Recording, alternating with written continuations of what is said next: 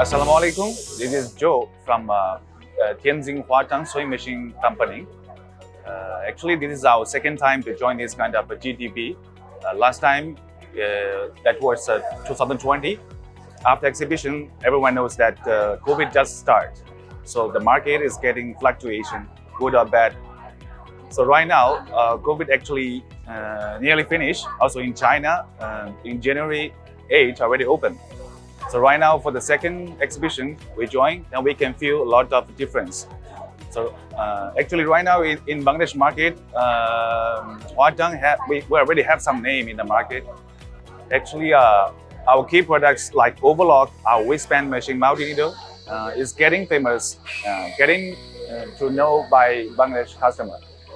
In this GDP 2023, actually it is booming. We got a lot of audience having they coming crowd and they check in the machine, they ask for the demo and they check in for the price. Actually, last year we see this garment industry actually is not good situation because of the order reduce and the finance issue from government. But we believe after 3 months, March or April, this market will be booming. Already we got information from customer, their order is getting increased. The buyer is trying to give more order to the market.